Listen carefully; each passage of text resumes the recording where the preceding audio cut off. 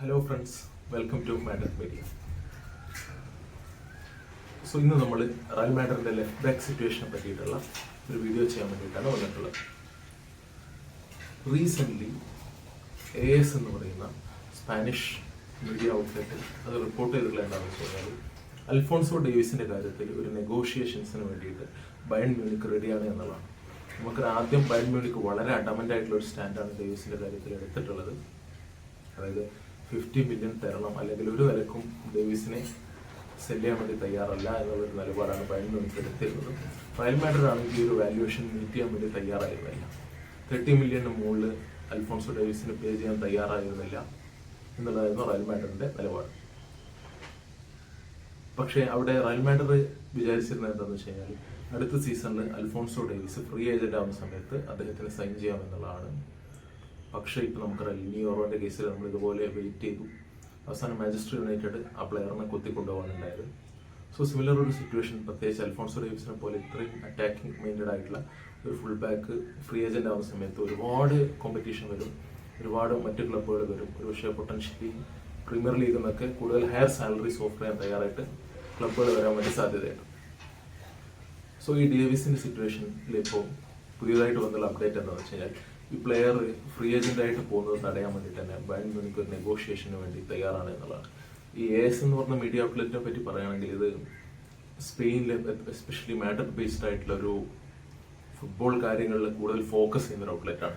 ഇവർ mainly Real Madrid, അതുപോലെ Rayo വയ്യക്കാനോ, Atletico Madrid, Getafe പോലുള്ള മാഡ്രിഡ് ബേസ്ഡ് ക്ലബ്ബുകളുടെ കാര്യങ്ങൾ വരുന്ന സമയത്ത് ഇവർ അത്യാവശ്യം നല്ല റിലയബിൾ ആയിട്ടുള്ള ഒരു സ്പോർട്സ് ആണ്. പക്ഷേ ഈ ഒരു കേസ് ഇപ്പോൾ കുറച്ച് കോംപ്ലിക്കേറ്റഡ് ആണ്.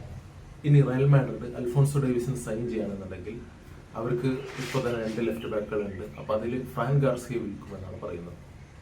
അതായത് ഫ്രാങ്ക് ഗാർസിയ 2027 വരെ റയൽ മാഡ്രിഡുമായി കോൺടാക്റ്റുള്ള പ്ലെയറാണ്. നമുക്കറിയാം ഫെർലാൻ മെൻഡിയെ ആഞ്ചലോട്ടി വളരെ റേറ്റ് ചെയ്യുന്നുണ്ട്. മാത്രമല്ല ഇപ്പോൾ ഈ അടുത്ത് ഒരുപാട് വീഡിയോസ് വരുന്നുണ്ട്.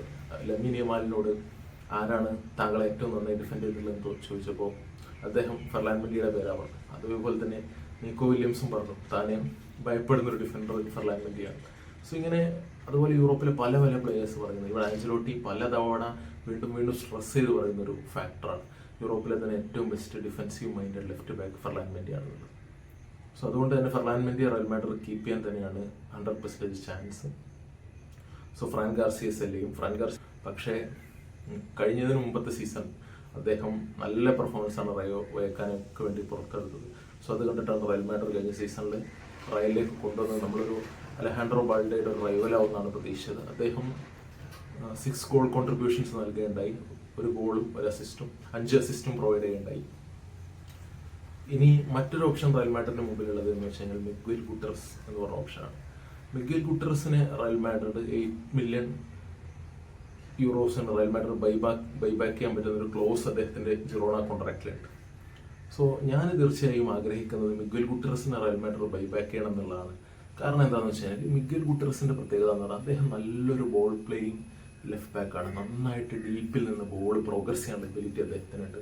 നമുക്കറിയാം ജിറോണയുടെ ഒക്കെ ബിൽഡപ്പ് പ്ലേയിൽ അദ്ദേഹം കൊണ്ടുള്ള കോൺട്രിബ്യൂഷൻ, അതുപോലെ നല്ല പ്രസ് റെസിസ്റ്റന്റ് ആണ്, നല്ല ക്രോസിംഗ് എബിലിറ്റി. സോ അത്തരം ഒരു പ്ലെയറിനെ നമുക്ക് അത്യാവശ്യമാണെന്നാണ് എനിക്ക് തോന്നുന്നത്. പക്ഷേ ഇവിടുത്തെ പ്രോബ്ലം എന്താണെന്ന് വെച്ച് കഴിഞ്ഞാൽ ഭയങ്കരമായ കോമ്പറ്റീഷൻ ഉണ്ട്. ജർമ്മനിയിൽ നിന്ന് ബൊറൂസിയ ഡോട്ട്മുണ്ട്, അതുപോലെ പ്രീമിയർ ലീഗിൽ നിന്ന് മാഞ്ചസ്റ്റർ യുണൈറ്റഡ് ഒക്കെ വളരെ വലിയ രീതിയിൽ പുഷ് ചെയ്യുന്നുണ്ട് ഈ ഒരു സൈനിങ്ങിന് വേണ്ടി. ഇവിടെ ആഴ്സണലും മിഗ്വേൽ ഗുട്ടറസിൽ ഇൻട്രസ്റ്റഡ് ആണ് എന്ന് പറഞ്ഞ് കേൾക്കുന്നുണ്ട്.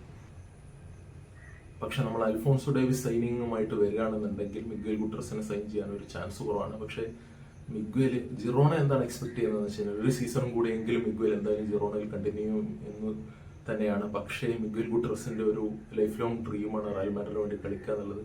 അതുമാത്രമല്ല നമുക്ക് 8 മില്യൺ യൂറോസിന് ഇത്തരം ഒരു പ്ലെയറെ കിട്ടുക എന്നുള്ളത് ഭയങ്കര വാല്യൂ ഫോർ മണി ആയിരിക്കും.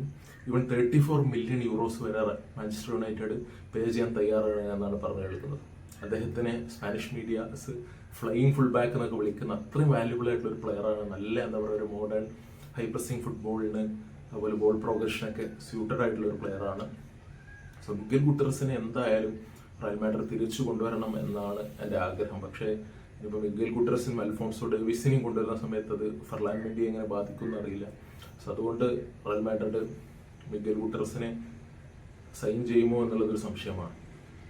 മിഗ്വൽ ഗുട്ടറസിനെ വേണമോ അതോ അൽഫോൺസോ ഡേവിസിനെ വേണമോ? എന്താണ് നിങ്ങളുടെ ഒപ്പീനിയൻ? അൽഫോൺസോ ഡേവിസ് അദ്ദേഹം നമ്മൾ കണ്ടതാണ്. ഹാൻസി ഫ്ലിക്കിന്റെ കീഴിലുള്ള അദ്ദേഹത്തിന്റെ പെർഫോമൻസ്, അദ്ദേഹം ബാഴ്സലോണയെ ടെററൈസ് ചെയ്തൊക്കെ നമുക്ക് വളരെ വളരെ ഇഷ്ടപ്പെട്ട സംഭവം.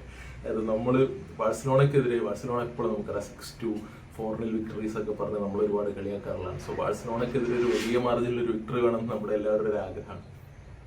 സോ അതിനൊക്കെ പറ്റിയ ഒരു അത്രയും ഒഫൻസീവായിട്ടുള്ള ഒരു കിടിലൻ ഫുൾ ബാക്കാണ് Alphonso Davies. But still Miguel Gutierrez നമുക്കറിയാം ഒരു അണ്ടർ റേറ്റഡ് സ്പാനിഷ് ജെമ്മാണ്. അദ്ദേഹവും റയൽ മാഡ്രിഡിലേക്ക് വരണം. ഒരു മാഡ്രിഡിസ്റ്റിയാണ്, ലാ ഫാബ്രിക്ക പ്ലെയറാണ്. അദ്ദേഹം തീർച്ചയായും റയൽ മാഡ്രിഡിലേക്ക് വരണം എന്ന് തന്നെയാണ് എൻ്റെ ആഗ്രഹം. എന്തായാലും നമുക്ക് ഫെർലാൻ മെൻഡിയെ വേണോ, മിഗ്വൽ ഗുട്ടറസിന് വേണോ, അൽഫോൺസോ ഡേവിസിന് വേണോ, അതോ ഫ്രാങ്ക് ഗാർസിയെ തന്നെ നിലനിർത്തണോ?